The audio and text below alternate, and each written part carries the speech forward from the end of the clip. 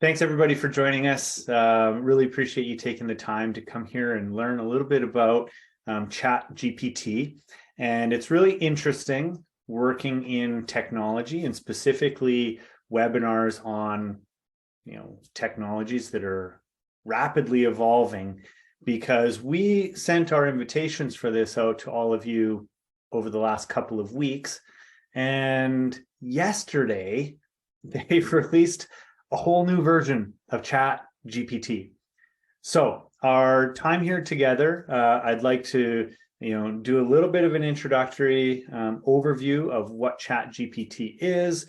We'll talk a little bit about how you might think about using it in your business, and then we'll do some live demos and use cases around that. Again, if you have any questions or specific things that you'd like to see during this, please post them in either the chat or the Q&A, and Dario and I will do our best to make sure that we incorporate that into the presentation. We're not doing a slide deck or anything like that. I've got a couple of notes here to guide me through the conversation, but let's just jump right in. A lot of us have heard about Chat GPT. What is it? So Chat GPT is a language processing platform. They call it an AI platform that was released to the public about November of 2022. When it was released, it became the fastest technology product ever to reach 1 million users. And that was before I felt like it really hit the mainstream news. Like, you had to have been anticipating this in order to be online and be an earlier adopter of it. It is a nonprofit, as from what I understand. It's kind of a research-driven initiative, but it has big money behind it. So, I think when it initially was being developed, some of the big players like Microsoft had billions of dollars they put into it. When it started getting the traction that we've seen, in mainstream media, they've ponied up and put even more money into it since then. And you're starting to now get a lot of, media and information about how it's already been integrated into many of the common apps and platforms that we use. So Bing. Don't know when the last time you popped over to Bing and used that as a search engine, but they have a Chat GPT powered chatbot essentially that's available on there.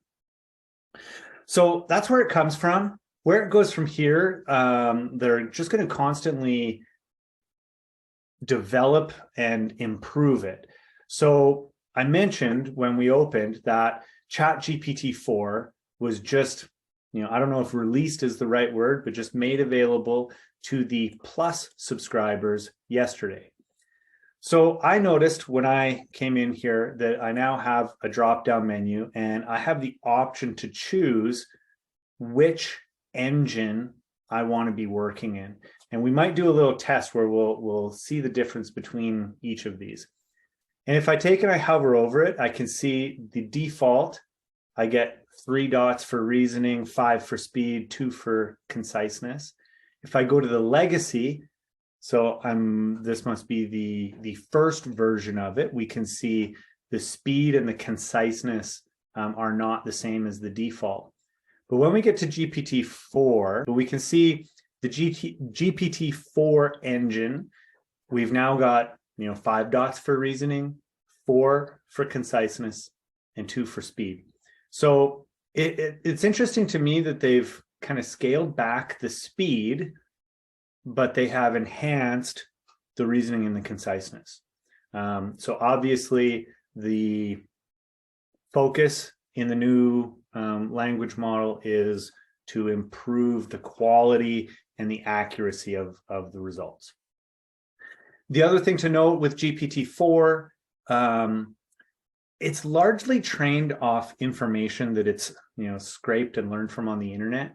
And I believe this one only knows things up to the year 2021, kind of the fall of 2021.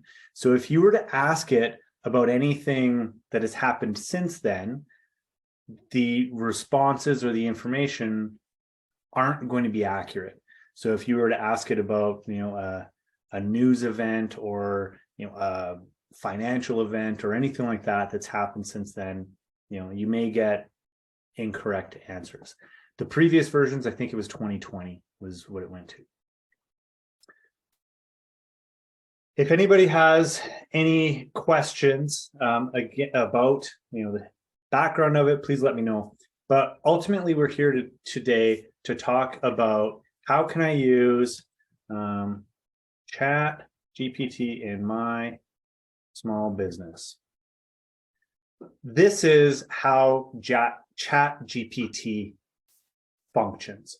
Essentially, you log in, you set up an account, and it has this option, the bar at the bottom where you can take and pose a question to it. So you can see that it is developing the answer, the response right in front of our eyes. A question like this would be, I guess, widely reported, around, mainstream media. And so a lot of the information you're getting is amalgamating information that it has found online, and it's using a language processing model where every time it places a word, it's essentially trying to figure out what word would make sense to come after that word. And then it's comparing what it's writing against the training that's been done to it. So I find it just interesting when, a question like this, it's pretty straightforward what the question was, but we can see it's helping us identifying needs. It's talking about API, which we're going to start seeing more of that, where there are options now to integrate Chat GPT directly into certain email clients, word processing applications. I saw actually a use case the other day where there's a plugin where you can put it into Excel and have it do a couple very specific things. So when we look here, it gives us a bunch of high-level ideas of how we could use Chat GPT. And we did a webinar a couple weeks ago where we asked it this type of information, and it gave us the type of response that you're seeing here. What I thought we might do today is do a little bit more like specific case examples. So we talked last time about one of the use cases being in customer support. And everybody that's on the call here today, we all have customers or clients or consumers of what we do. So let's throw a scenario at it and get an idea how it might help us manage that. So my thought is, let's say I operate a small business that fixes lawnmowers, but there's snow here for half of the year. I would like to keep busy fixing lawnmowers all year. Can you help me write a promotional ad to encourage people to bring me their lawnmowers for tune-ups? Did I spell that right? And let's see what it comes up with.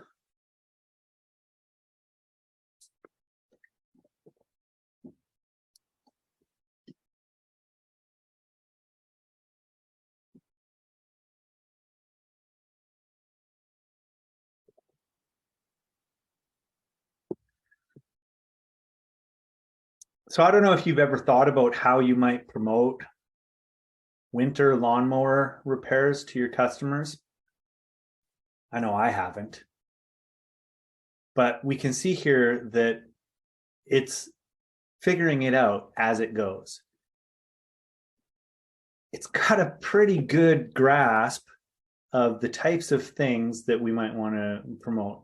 Even here, giving it a a checklist of what it might do for us.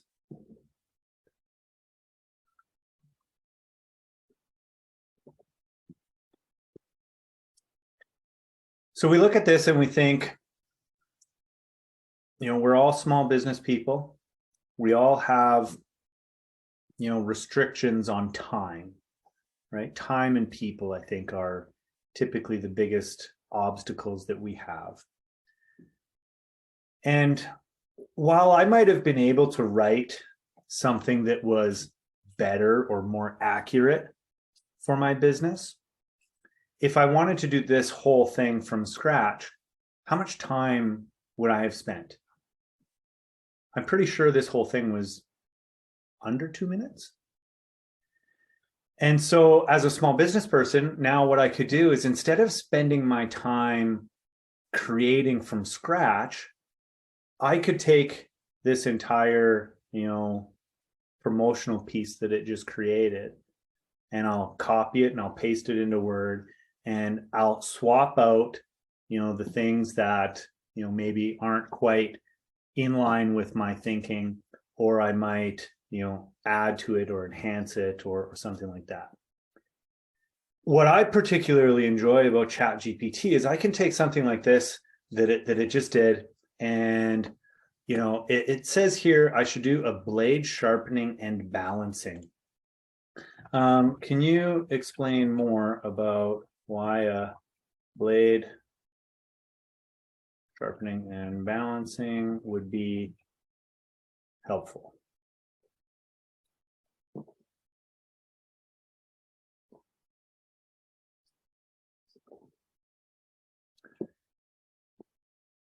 And now it's going to go ahead, it's going to answer that question for me. And this is, I think, a big part of the reason that, when they're talking about Chat GPT, why the word chat is in there. When you read up on Chat GPT and ask how it can be used, it talks a lot about chatbots and about, customer service. And we can see that the questions that I've asked it are fairly broad. Like they're not all that specific. And, generally I'd say it's doing a pretty good job on this. Now, I want to let it run, because what I'm going to do is I'm going to ask it, to take this particular content and to turn it into, something else that we might be able to use.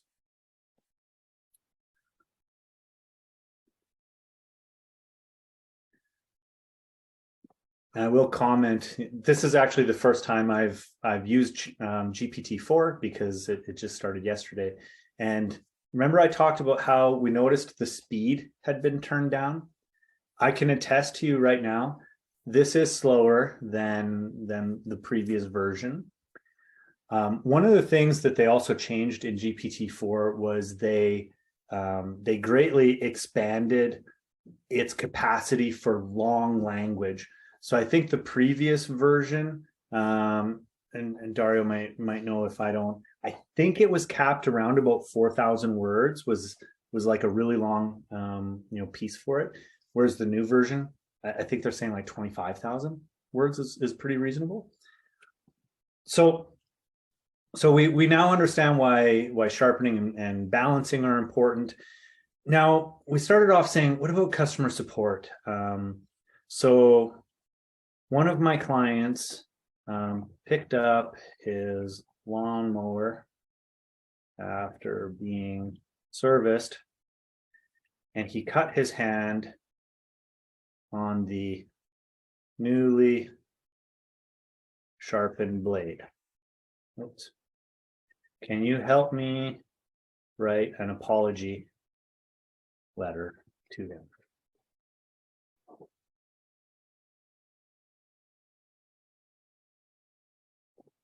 Oh wow, it's going real formal on on my letter here, it's almost like it thinks I'm defending myself in a lawsuit.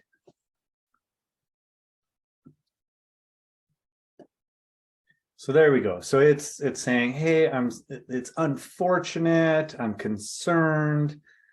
We take it seriously. Safety is so important to us. And of course, we can all see how it's progressing through this. So while it's typing, just anybody that's on the call here, I'm curious if you put something in the chat. You know, what's a particular question or use case or example that you might like to see Chat GPT try to respond to? Do we have anything that's really tricky or specialized that that we might be able to test it with?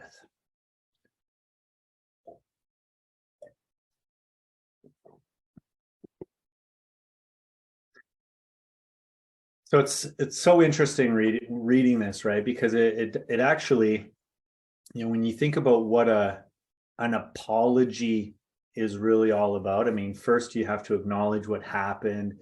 You have to, you know, take responsibility for, you know, your role in it, you know, suggest to them, you know, ways that you've, you know, tried to avoid these types of things. And then of course, what you're going to change or do in the future. And then it's got a thing in here for follow-up. And so, you know, I guess I challenge you, the next time you get an email from a client and oh yeah, so Dario's got one here. So anyways, what I was going to say, so imagine, you know, you have an email from a client, you're thinking of how you want to respond to it. I mean, you can take that and you can ask Chat GPT, how could I respond to a client who is upset because the delivery was 3 days late or something along that? Ah, interesting. So Dale's got one here, a little bit specific. So let's take this one. And Dario, sorry, I'm going to skip past yours. So Dale, of course, is asking it. Now, to be curious to see, because we didn't specify that we were in Canada, first of all. So obviously the Canadian and the US tax codes could be significantly different. You'll notice it right away put its own disclaimer out and said, you know, I'm not a tax professional. It points out, yeah, depending what country you're in, and you should talk to an expert on this. So yeah, so the W4, yeah, so it's talking about US. We'll stop it.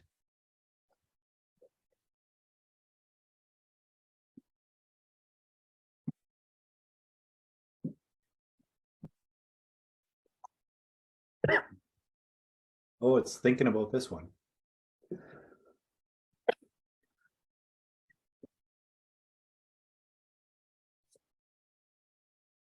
Oh, Dale, we broke it.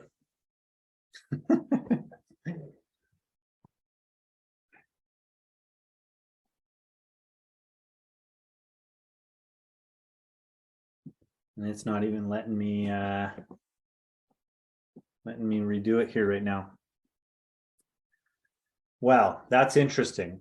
I haven't had to do this where it's sitting like this for quite so long. Okay, here it's going. One of the challenges with Chat GPT in the early days, and it still happens now, is that they only had a free solution. And what they basically did was they had a limit of how many users and how many chat conversations could be going at any given time. And what would happen is if you tried to go and use Chat GPT, it would come up and it would say it's busy, you can't get in right now, come back later. And so Dario and I actually, for our first webinar on Chat GPT, we came in at 10 o'clock in the morning and pre-recorded all of our chats because we weren't confident that we were going to be able to get into the application when we wanted to. You notice when I logged in, I'm now a plus subscriber. Basically means I'm paying them their $20 a month to get priority access. And also, again, the Chat GPT 4, I am only able to access that because I'm a plus member. Anybody that's not a plus member is going to only see the 3.5s. So Dale, I didn't scan this. Does this seem about right? It really didn't talk about what the obligations would be.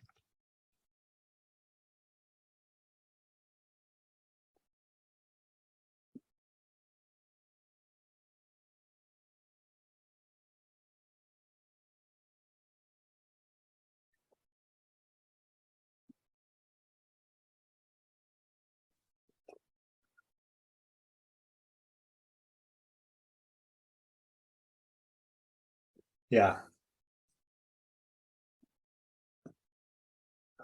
Yeah, very general. Yeah, but is accurate.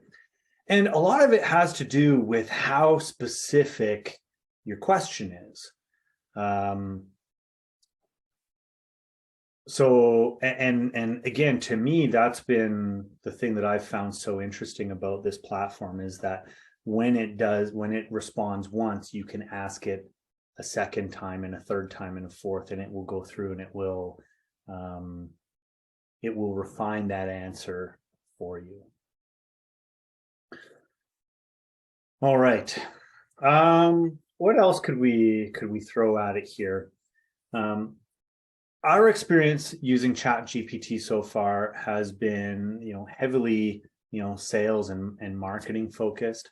But we are starting to, use it for HR types of scenarios. So I was chatting with a client today, and they had this scenario that they needed an eloquent way to ask their staff to change a certain behavior.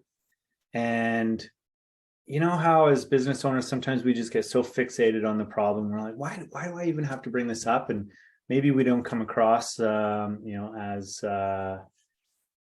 thoughtful as we might want to be. And so he came to Chat GPT and he, and I'm just going to pick a different scenario here, but say, my employees keep taking the parking spots closest to the building. And so our customers have to walk farther and are frustrated. How can I ask them nicely to change this behavior?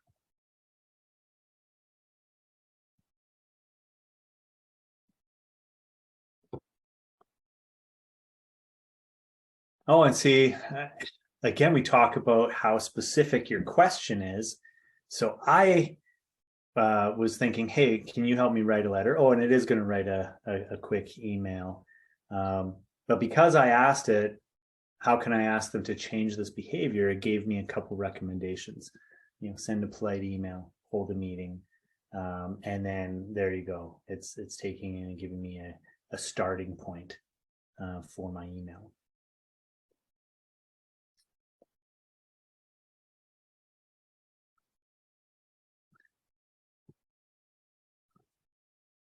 Okay. So because we're doing more of an interactive live demo on this, I do want to just go back again and ask: does anybody else have any ideas, anything that you've tried to use it for, or a place that you've had success with it? Oh, so yeah. So Jessica's saying, yeah, you can get it to use a different tone as well. Yeah, and I saw one earlier today. It's like, can you describe the taste of coffee using only words that begin with F?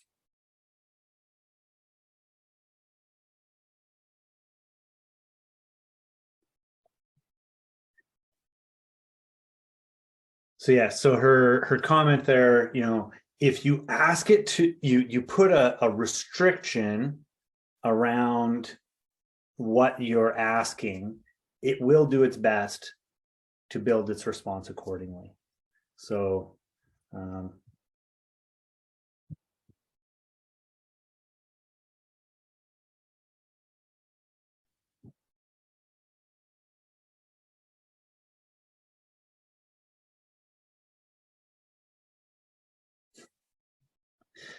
oh man. The one of the first times that I sat and I spent a little bit of time with it, I remember, you know, reading about it, and you know, basically the consensus was because it's learning from existing material and processing it and kind of regurgitating stuff, that it can't create anything new. And so one of the conversations that I took it through was I said, hey, can you describe or can you summarize the novel Pride and Prejudice? And it went through and it gave me, you know, a thing. And I said, okay, you know, who are the main characters, you know, that we're wondering about at the end of the book? And it gave me, you know, kind of a little synopsis of what was happening in those people's lives. And then I said, okay, can you write a pretend, sequel based on these characters? And it took and it wrote a, you know, 750 word, you know, new, you know, follow-up novel.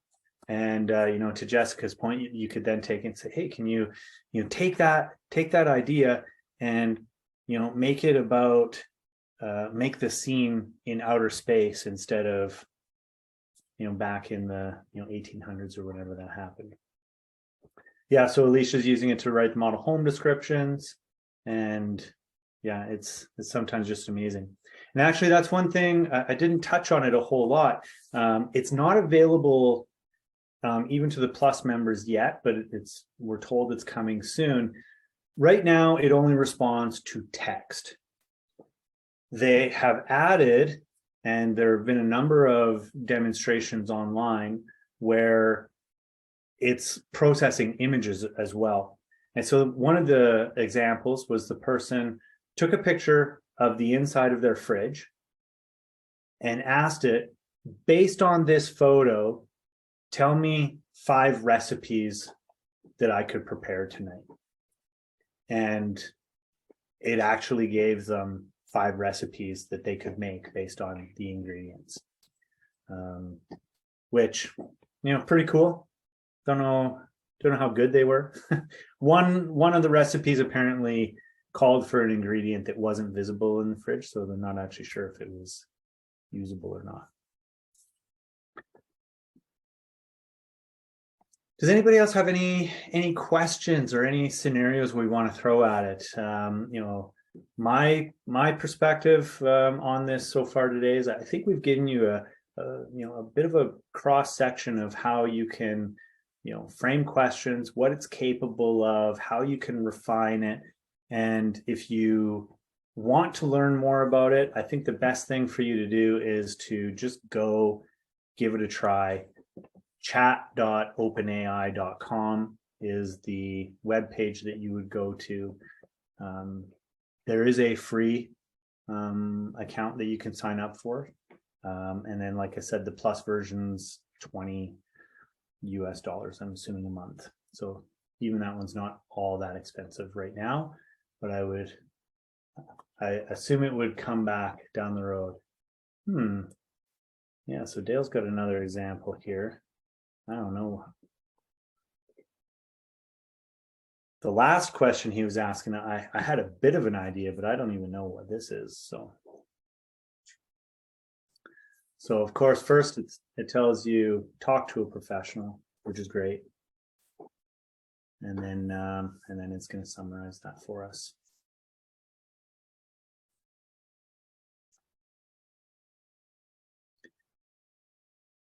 So for everybody that's on the call, I'm happy to stick around and you know, do a couple, you know, specific ones. and run through those, but I don't have a whole lot else structured to run through here. So Anna Marie was asking, I just posted it into there. So what have we been using it for? We've been using it primarily on our marketing as well. So we've had it write blogs for our webpage. We've had it, proofread, certain content. I think Dario has probably used it more than I have. Creating checklists. So that's one, and I was going to bring that up. So we saw it do the lawnmower maintenance. Can you build a checklist I could use?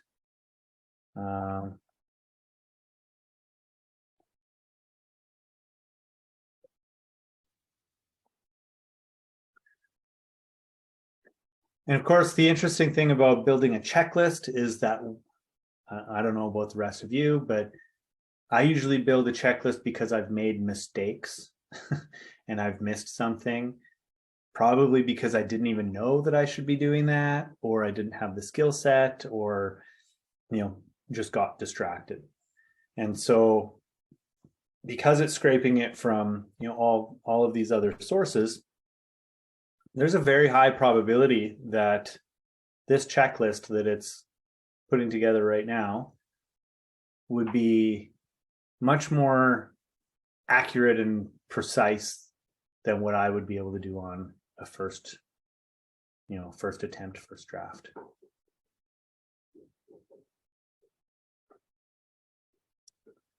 Yeah, so we would take this and drop it into like a OneNote document or something like that, and then use that anytime we're going to publish a blog on our webpage. Let's make sure we double check all this.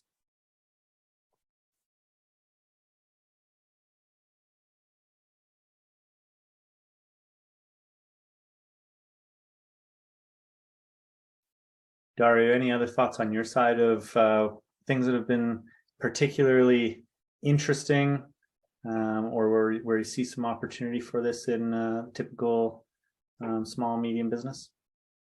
Yep. So just within playing with it myself, a couple of things that I've used it for is, job descriptions. Mm-hmm. You can come inside here and say, type me a service contract from an IT support business, and it'll bring you back a pretty good and extensive service contract. Company employment vehicle policies, company computer policies. So just about anything that you would need, I guess, text for and documentation, you can get out of this. But yeah, a lot of HR stuff for sure. I was going to say, I don't think we have anybody on the call who is an outsourced HR provider. But, those types of, strictly knowledge-based, businesses, man, it's really going to change the balance of power, I think. So as an example, Dario was talking about, HR documentation. So I need an acceptable use policy for computers in my small business. Can you help me prepare one?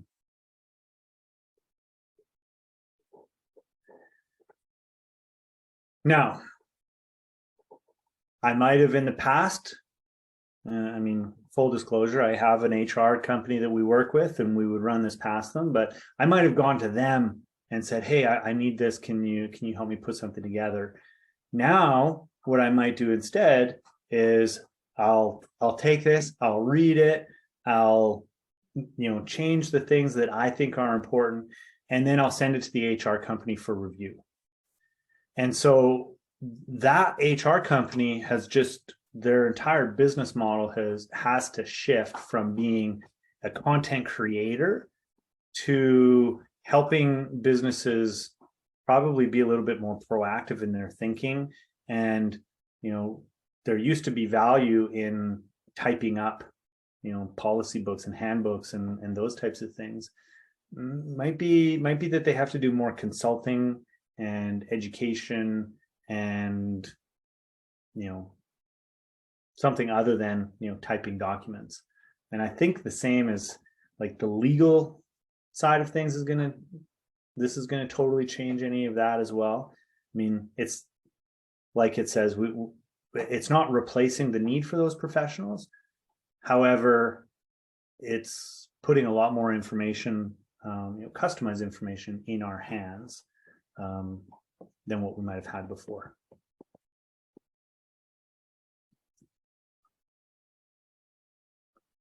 Yeah, Alicia's asking, what are you guys excited to use it for as it grows? Yeah, so can you give it pictures and videos? So we talked about that. The pictures is coming. That idea, snapping a picture of the inside of the fridge. Another example that I've seen demonstrated is a guy took a notebook, drew a couple of boxes and wrote words inside them as buttons, took a picture, gave it to Chat GPT and said, can you turn this into an HTML web page?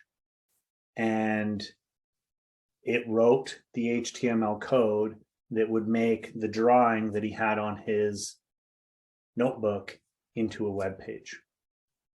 And so again, it's going to impact every part of our business and our world. At lunch today, I was with a couple of clients and we were talking about the impact that it's going to have on cybersecurity. And so we can ask it very complex things, right? So can you write a PowerShell script that allows me to remotely restart a server?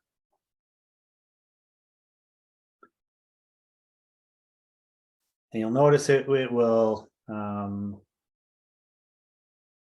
yeah, so there we go. So now it shows this is what you would actually, put in a program to remotely restart a server. And so you think about it and you say, okay, well, if I can have it write a script that allows me to remotely restart a server, could I get it to give me a script to remotely install a piece of software, or to turn off a firewall, or you name it?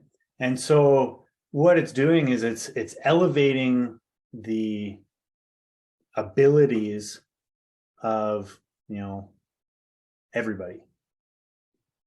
There's people in our business obviously that could write a PowerShell script very quickly and easily.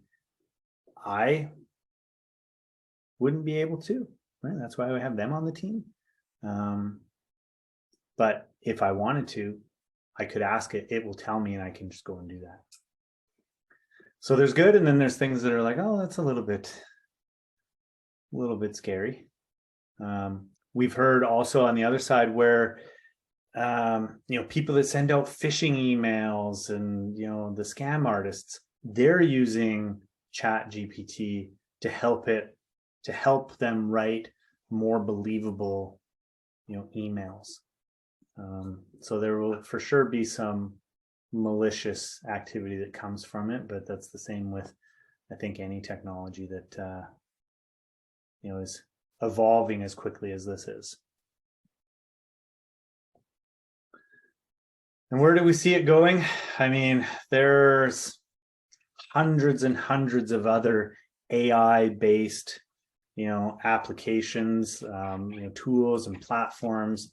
Dario and I have talked about, there's things like the Super Creator, which is, an iPhone app that, automatically removes your background. And if you're making a short video, it transcribes and, does the, the speech bubbles that we've all seen in, presentations. These guys are taking it where you can have it automatically create a slide deck for you, for a presentation. There's there's all kinds of SEO, like search engine optimization, types of applications.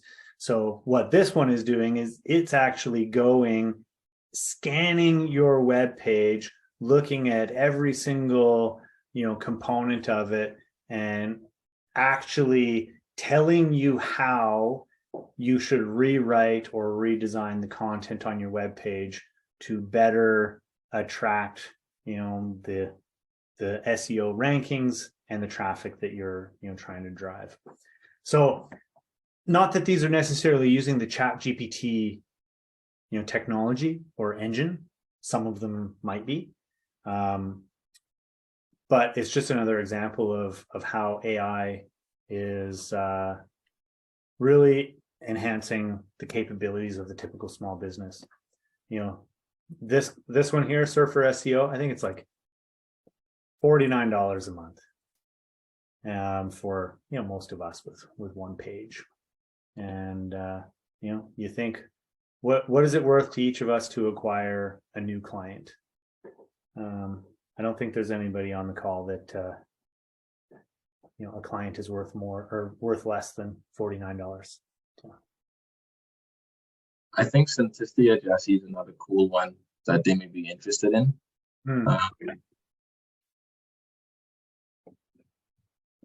Oh, right. Yeah. So this one, and I haven't even gotten into playing with this one, but I've seen it a bunch.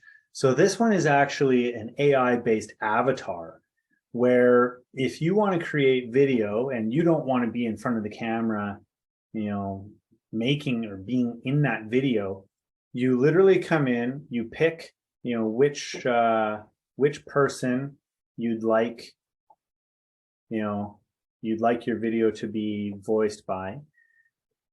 You type in your text, and it's an AI generated face, and movement, and AI generated audio. And I don't know if I'm sharing the audio on my computer, but it is striking how convincing and realistic it is. You know how Zoom moves your little control thing? I have no idea where my screen sharing thing is right now. So anyways, I think we're going to see a lot more of this, and it will impact every part of our businesses and what we do. So probably good to poke around, get some ideas of how you might enhance or integrate these types of technologies into your business.